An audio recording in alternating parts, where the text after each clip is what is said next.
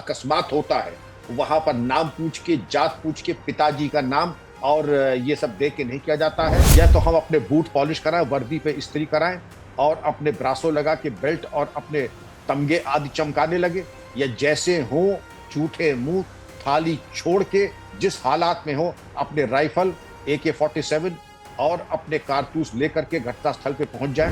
तो जाहिर है कि प्रशिक्षण पुलिस का होता है कि कमर के नीचे नॉन वाइटल पार्ट्स के ऊपर गोली चलाई जाए, इसीलिए अधिकांश गोलियां टांग पे लग रही हैं। ये हम इजराइल की मोसाद नहीं है कि वो जब गोली मारते हैं तो 5 गोली छाती में और 1 सिर में। योगी जी ने सदन में इकलौते मुख्यमंत्री जिन्होंने कहा मिट्टी में मिला दूंगा। नमस्कार दोस्तों, आप सभी का स्वागत है। यूपी तक में बात चल रही है इस वक्त उत्तर प्रदेश में हुए एक एनकाउंटर की। सुल्तानपुर डकैती कांड के बाद जिस तरीके से यूपी एसटीएफ ने आरोपी मंगेश यादव को एनकाउंटर में मार गिराया, उसके बाद इसकी चर्चा खूब तेज है। इसके तकनीकी पहलू पर भी बात हो रही है। ऐसे में इस पूरे एनकाउंटर में क्या कुछ तकनीकी बातचीत है और क्या कुछ नजर आ रहा है, इस पर हम बातचीत करेंगे। हमारे साथ बातचीत के लिए मौजूद हैं उत्तर प्रदेश पुलिस के पूर्व महानिदेशक विक्रम सिंह, जिन्हें आप लगातार टेलीविजन स्क्रीन पर भी देखते हैं। सर, बहुत बहुत स्वागत है आपका यूपी तक पे। धन्यवाद, बड़ी कृपा की आपने मौका दिया। सर, सीधा सवाल आपसे यह है कि राजनीतिक पार्टियां ये आरोप लगा रही हैं कि जाति देखकर एनकाउंटर किए जा रहे हैं। आपका इस पे क्या टेक है? जातीयता का पुट और तड़का राजनीतिक मित्रों को ही शोभा देता है, पुलिस इसको नहीं कर सकती है। अगर उन्हें जरा सा भी ज्ञान होता, आभास होता कि इनकाउंटर कैसे होता, एनकाउंटर किया नहीं जाता है, हो जाता है, अकस्मात होता है, वहां पर नाम पूछ के, जात पूछ के, पिताजी का नाम और ये सब देख के नहीं किया जाता है।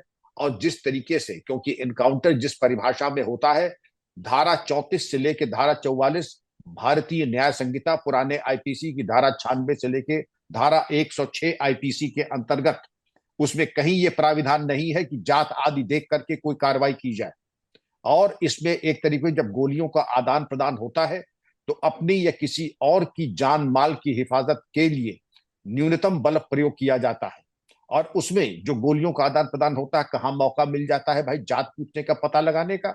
जो सामने आया, जिसने आक्रमण किया और अपने बचाव में गोली चला दी, अब वो चाहे किसी बिरादरी का हो, लेकिन पुलिस के लिए तो माने नहीं रखता है। राजनीतिक मित्रों के लिए ये बहुत निहितार्थ है, बड़ा माने रखता है कि अगर किसी जात विशेष का, जो कि उनका वोट बैंक है, तो उनकी झंडा बना करके या उसके परचम बना करके उसका एक इशू बनाने की कोशिश करें। सर, इसमें एक तकनीकी सवाल भी उठ रहा है, चूंकि आपने कहा कि एक तरीके से एनकाउंटर हो जाता है क्योंकि मुठभेड़ जब होती है तो गोलियां दोनों तरफ से चलती हैं। लेकिन बहुत सारे सवाल जो है विपक्ष के द्वारा उठाए गए, उसमें एक बड़ा सवाल ये कि चप्पल पहनकर एनकाउंटर किया गया। चूंकि आप बहुत लंबे समय तक पुलिस के साथ जुड़े रहे, आप पुलिस विभाग के मुखिया रहे, ये क्या ऐसी कोई बातचीत है कि क्या एक ड्रेस कोड होना चाहिए, पुलिस वाला किस वेशभूषा में होना चाहिए? आपका इस पे क्या टेक है?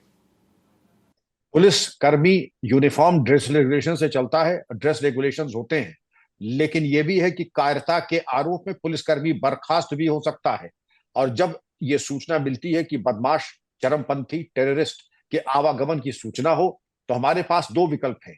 या तो हम अपने बूट पॉलिश कराएं, वर्दी पे इस्त्री कराएं और अपने ब्रासो लगा के बेल्ट और अपने तमगे आदि चमकाने लगे, या जैसे हो झूठे मुंह थाली छोड़ के जिस हालात में हो अपने राइफल AK-47 और अपने कारतूस लेकर के घटनास्थल पे पहुंच जाएं, बदमाशों को चुनौती दें और उनकी गोली का जवाब गोली से दें।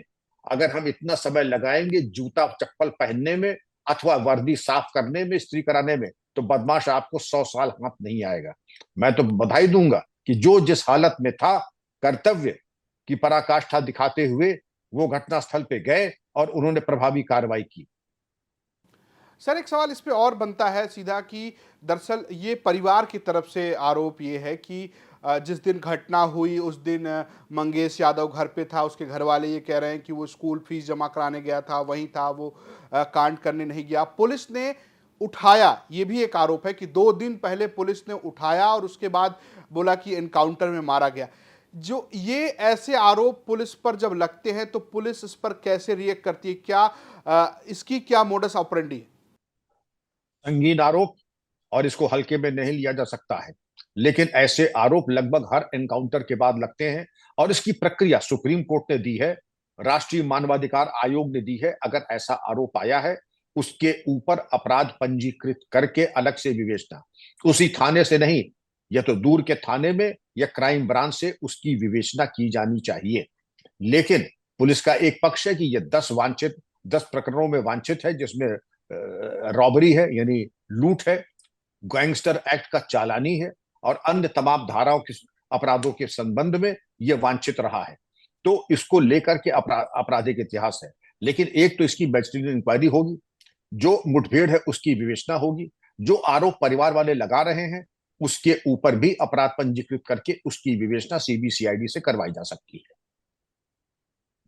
सर मैं आप चूंकि बहुत लंबे समय तक यूपी पुलिस को हेड करते रहे, आपने बहुत सारे एनकाउंटर्स देखे होंगे, आपके अंडर बहुत सारे ऐसे एनकाउंटर हुए होंगे।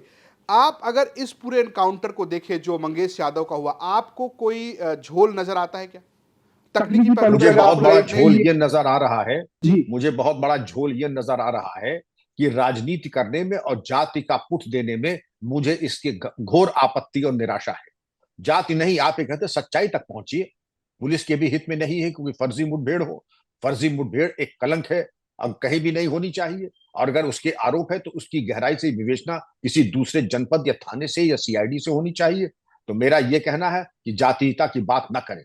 जातीयता के बात करके उसमें दुर्गंध आती है राजनीति की या वोट बैंक पॉलिटिक्स की, जिससे मुझे सख्त सर एलर्जी है। सर आज एक इसमें और सवाल मैं जोड़ दे रहा हूं, चूंकि पुलिस की बात हो रही है, पुलिस एनकाउंटर कर रही है।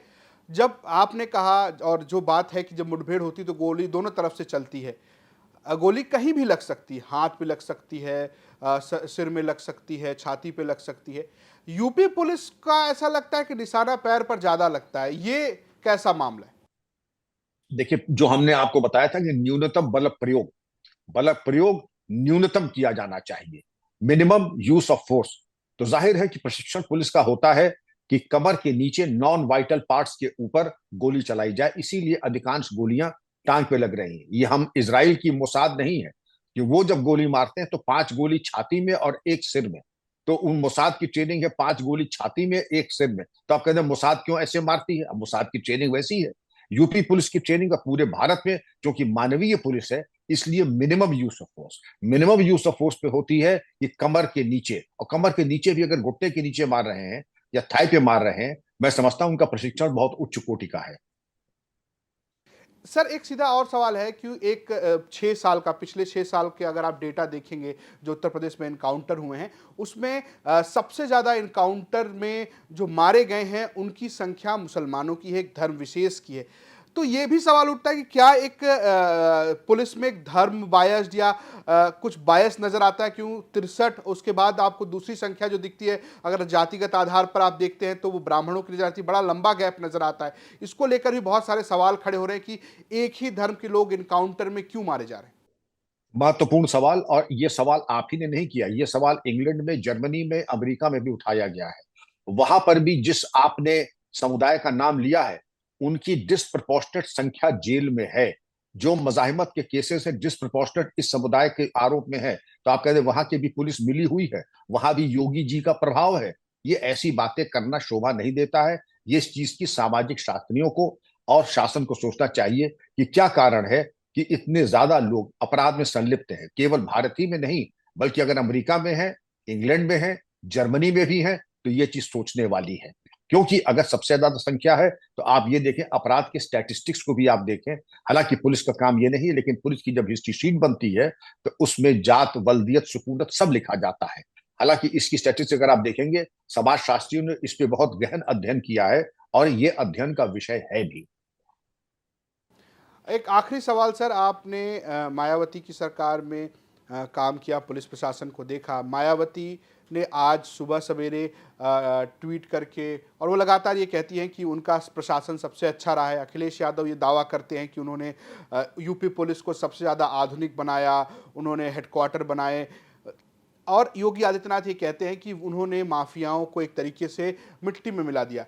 तीनों सरकारों को अगर आप देखें तो कानून व्यवस्था और पुलिसिया नजरिए से आप किस सरकार को ज्यादा बेहतर पाते हैं और क्यों? मेरा आपसे निवेदन है, मैं राजनीति से कोसों दूर हूं। मेरा प्रश्न और उस आपका प्रश्न और उसका उत्तर, उसका जो भी उत्तर होगा वो राजनीति से प्रेरित होगा। ये सभी तीनों को मैं बहुत ही श्रद्धा और नमन के साथ नमन करता हूं, और ये जनता को इसका निर्णय करने दें। और मैं तो यही कहूंगा, ये भी सही है कि अखिलेश जी ने पुलिस हेडक्वार्टर्स दिया है, 112 भी दिया है। मायावती जी ने जो उनके कार्यकाल में पुलिस को पूरी छूट भी दी है, योगी जी ने पुलिस को पूरी छूट दी है। योगी जी ने सदन में इकलौते मुख्यमंत्री जिन्होंने कहा मिट्टी में मिला दूंगा। मैं समझता हूं कि अगर इस बात की आप गौर कर लें, आपको उत्तर आपके प्रश्न में ही मिल जाएगा। बहुत बहुत शुक्रिया सर, बातचीत करने के लिए यूपी तक के से साथ आपने हमें समय दिया, इसके लिए आपका बहुत बहुत आभार। धन्यवाद।